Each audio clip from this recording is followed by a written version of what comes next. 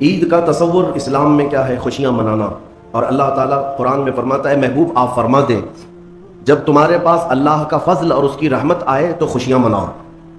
اللہ کا فضل اور اس کی رحمت آئے تو خوشیاں مناؤ. قل بفضل اللہ وبرحمتہ فبذلک فلیفرحوا. اب جب اللہ کا فضل ہوگا اور جب اس کی رحمت ہوگی ہم خوشیاں منائیں گے. اور خوش ہونے کا انداز اور طریقہ کیا ہونا چاہیے؟ وہ سنت نبوی سے ہمیں حاصل کرنا چاہیے.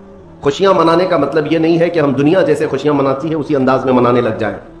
اسلام ہر چیز میں خط امتیاز رکھتا ہے. تمہاری عبادتوں کا طریقہ الگ ہے، تمہارے رب کو پکارنے کا طریقہ الگ ہے، رب تعالیٰ کے حضور سر بسجود ہونے کا طریقہ الگ ہے. رب تبارک و تعالیٰ نے تمہیں ممتاز پیدا کیا ہے، ظاہر سی بات ہے تمہاری خوشیاں بھی ممتاز ہونی چاہیے. پوری کائنات میں لوگ اگر خوشیوں میں ڈوب کر شراب نوشی کرتے ہیں تو یہ خوشیاں نہیں ہیں. اگر آج کی رات یا آج کا دن لوگ یہ سمجھتے ہیں کہ خوشیوں کا مطلب ہے کہ خوب انٹرٹینمنٹ کیا جائے، نفس جو چاہتا ہے وہ سب کر لیا جائے، تو اسلام اسے خوشیاں نہیں کہتا. میرے عزیزو، میں یقین کے ساتھ کہتا ہوں کہ اسلام میں جو بھی عید آئی ہے، جو بھی عید ہے، آپ اس کا تجزیہ کر کے دیکھیں. آپ کو کھلے میدانوں میں سڑکوں پر چھوڑ نہیں دیا جاتا کہ دن بھر جو کرنا ہے کرو، نہیں، بلکہ خوشیاں منانے کا طریقہ یہ بتایا گیا ہے کہ سب سے پہلے اٹھنے کے بعد وضو، غسل، عطر، خوشبو کے ساتھ پہلے بارگاہ رب العزت میں آؤ اور سجدہ کرو. یہ خوشیاں منانے کا سب سے پہلا طریقہ یہ ہے کہ مسلمان جب سب سے زیادہ خوش ہوتا ہے تو سجدہ کرتا ہے.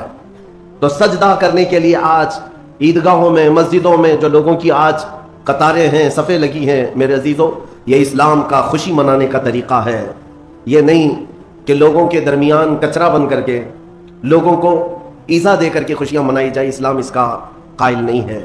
بہرحال سب سے بڑی خوشی ہمارے لیے کون سی ہے؟ اللہ نے فرمایا قرآن میں، اے محبوب آپ فرما دے جب اللہ کا فضل آئے اور اس کی رحمت تو خوشیاں مناؤ. تو اللہ کا فضل اور اس کی رحمت کیا ہے؟ اللہ کا فضل اور اس کی رحمت کیا ہے؟ بہت ساری چیزیں ہیں. رمضان یہ اللہ کا فضل ہی تو تھا. تمہیں کھلا پلا رہا ہے یہ اللہ کی رحمت ہی تو تھی. تمہیں صحت اور تندرستی دیا یہ اس کی رحمت ہی تھی.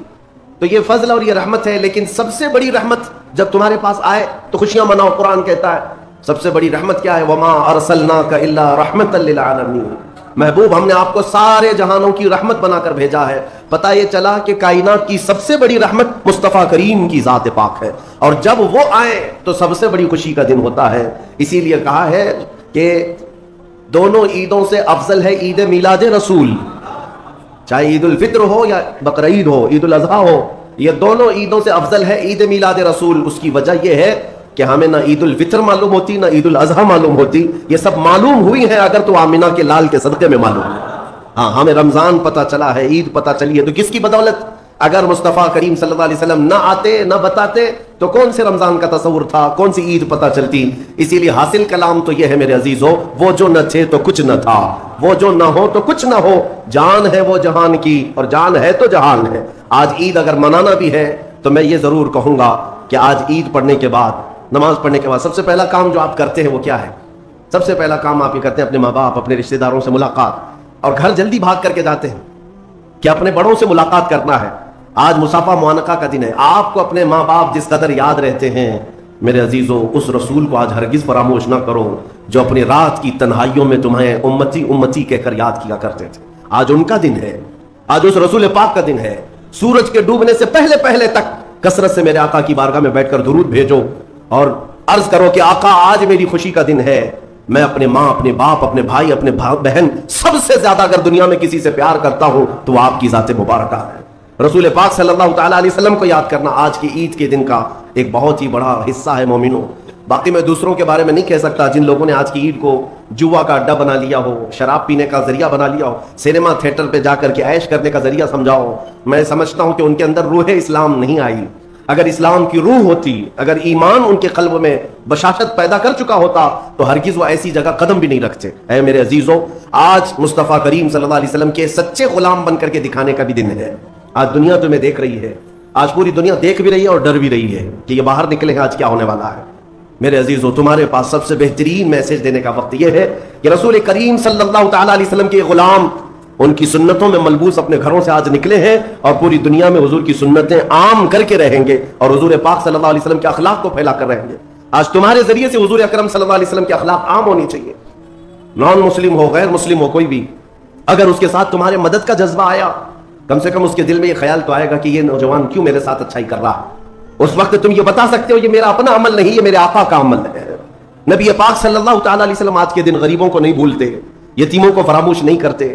حضور پاک صلی اللہ تعالیٰ علیہ وسلم آج ان یتیموں، بیواؤں، سب کے گھروں کا خیال تک رکھتے تھے۔ عزیزان گرامی وقار، آج عید کے ان لمحات میں یقیناً رمضان المبارک گزر جانے کے بعد خوشیوں کا دن ضرور ہوتا ہے، لیکن ساتھ ہی آج ہمیں قلق بھی ہے، غم بھی ہے ہمارے ان بھائیوں کا جو آج عید منانے کے لیے یا تو ہمارے ساتھ نہیں ہیں، ناحق جیلوں میں بند ہیں، کچھ بے قصور قیدی ہیں، اور بہت سارے وہ لوگ ہیں جن کے ہاں اسباب کی کمی ہے اور کوئی عید نہیں ہے ان کے ہاں۔ وہ فلسطین کا علاقہ ہو کہ شام ہو کہ یمن ہو کہ عراق ہو، ان کے ہاں کوئی عید نہیں۔ وہ کھلے میدانوں میں آج بھی ایک ایک روٹی اور بوٹی کے لیے ترس رہے ہوں گے۔ آج اس درد کے ساتھ ہم عید کے لیے حاضر ہیں اور بارگاہ مولا میں یہ عرض ضرور کریں گے کہ مولا جہاں تو ہمیں نرم لقمے کھلا رہا ہے، حضور کی اس غریب امت پر بھی رحم فرما دے۔ ایک میرا ہی رحمت میں دعویٰ نہیں، شاہ کی ساری امت پہ لاکھوں سلام۔ آج عید کے دن جو کام کرنے کے ہیں، میرے مصطفیٰ کریم صلی اللہ علیہ وسلم کو راضی کرنے کا دن ہے۔ آج کے دن حضور فرماتے ہیں اللہ تعالیٰ کو سب سے زیادہ پسندیدہ جو عمل ہے، سب سے زیادہ پسندیدہ وہ دو ہے، دو عمل اللہ کو بہت پسند ہے آج کے دن۔ فرمایا میرے آقا صلی اللہ علیہ وسلم وہ دو عمل کیا ہے؟ حضور فرماتے ہیں پہلی چیز یہ ہے کہ اللہ رب العزت کی بڑائی بیان کرنا۔ اللہ اکبر اللہ اکبر اللہ اکبر لا الہ الا اللہ اللہ اکبر وللہ الحمد۔ یہ اللہ رب العزت کی بڑائی، تکبیر، اللہ سب سے بڑا ہے، یہ تکبیر بیان کرنا پہلا عمل اللہ کو سب سے زیادہ پسند ہے۔ دوسرا عمل استغفار، استغفر اللہ استغفر اللہ استغفر اللہ استغفر اللہ ربی من کل ذنب واتوب الیہ۔ دو عمل آج کے دن اللہ بہت پسند فرماتا ہے، ایک اس کی بڑائی بیان کرنا تکبیر، اور دوسرے استغفار۔ اور فرمایا کہ جب اپنے گھروں سے نکلو تو تکبیر کہتے ہوئے نکلو۔ کتنے لوگ ایسے ہیں جو تکبیر پڑھتے ہوئے آئے؟ بہت کم لوگ ہیں، سب اپنے اپنے دھن میں چلے جا رہے ہیں۔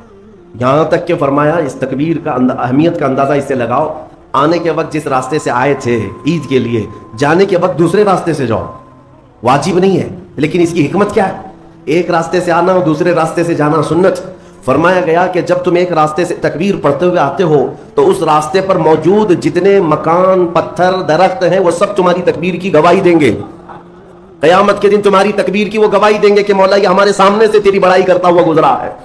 تو ہو سکے دوسرے راستے پر بھی گزرو تاکہ زیادہ سے زیادہ ان تمام چیزوں کو اپنی تکبیر کا گواہ بنایا جا سکے۔ تو اس سے اندازہ کریں کہ تکبیر آج کے دن بہت اہمیت کی حامل ہے، اور اسی تکبیر کی آج ضرورت بھی ہے مسلمان کو۔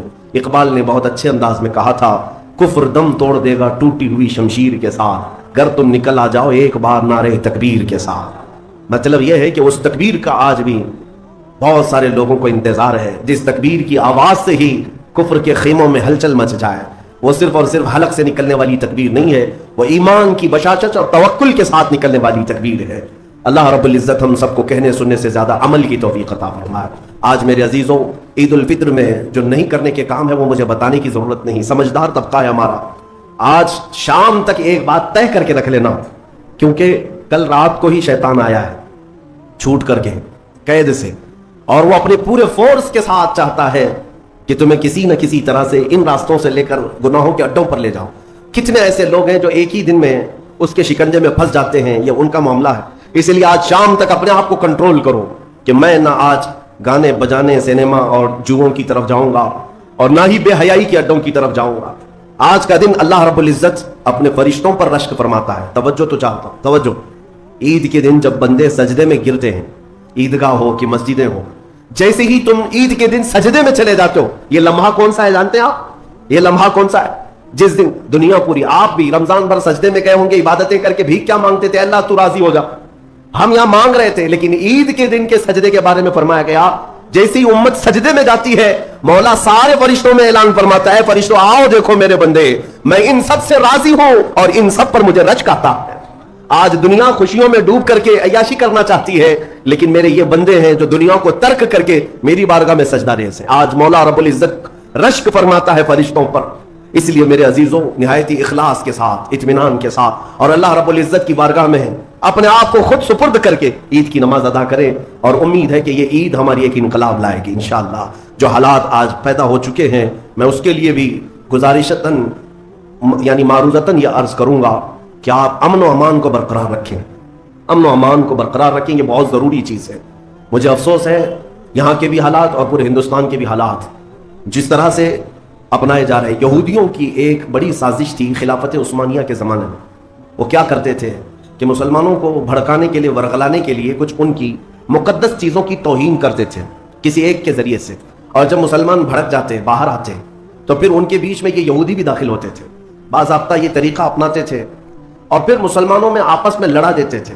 اس کے بعد وہاں سے خلافت کے خلاف اعلانات بھی کرتے تھے، اس میں یہودی داخل ہوتے تھے۔ تو اس طرح بھیڑ جمع کر کے باہر ورغلانا، لوگوں کو اکسانا، یہ ان کا کام تھا تاکہ زیادہ سے زیادہ مسلمانوں کا نقصان ہو سکے۔ اسی لیے میں چاہتا ہوں کہ اپنے غم و غصے کا اظہار صرف بھیڑ سے نہیں ہوتا، جس میں اعلیٰ حضرت فاضل بریلوی رضی اللہ تعالیٰ عنہ نے بھی ارشاد فرمایا کہ مسلمانوں کو اس طرح سے کھلے طور پر کسی چیز پر جمع کر لینا جس سے خطرات لاحق ہوں ناجائز ہے۔ آپ ان چیزوں کا بہت خیال رکھیں کہ دشمن طاقتیں آج یہی چاہتی ہیں کہ تمہیں اکسا کر، ورغلا کر تمہارا زیادہ سے زیادہ نقصان کر سکیں۔ پچھلے 2 سال کا عرصہ گزر گیا، بنگلور میں بھی ایک حادثہ ہوا تھا، وائلنس ہوا تھا، غالباً رمضان کے موقع پر ہی 125 کے قریب نوجوان 2 سال سے ابھی تک جیلوں میں بند ہیں، کچھ چھوٹ گئے، کچھ ابھی تک باقی، اس میں کئی سافٹ ویئر انجینئر ہیں اندر بیٹھے ہوئے ہیں۔ تو یہ سب حالات دل کو دہلا دیتے ہیں۔ آپ امن و امان کو برقرار رکھیں، اور جب تک اپنے بڑوں اور بزرگوں کی طرف سے کوئی بات نہ آئے آپ کوئی بھی چیز اپنے ہاتھ میں نہ لیں، اور اللہ کریم ہم سب کو ماحول میں امن و امان برقرار رکھنے کی توفیق عطا فرمائے، اور ظالموں کے شر سے مولا ہماری حفاظت فرمائے۔ جس طرح برے منصوبے تمہارے متعلق بنائے جا رہے ہیں، کریم خدا کی بارگاہ میں دعا ہے کہ مولا ان تمام منصوبوں کو تو خاک میں ملا دے، تیرے حبیب پاک صلی اللہ علیہ وسلم کی اس بھولی بھالی امت کو صحیح قیادت عطا فرما دے۔ رب العالمین آج کے عید کے دن جب تو سب کو نواز رہا ہے تو اس غریب امت کو مولا تو رحم و کرم سے نواز دے، تیرے حبیب پاک صلی اللہ تعالیٰ علیہ وسلم کا سچا عشق اس پوری امت کو عطا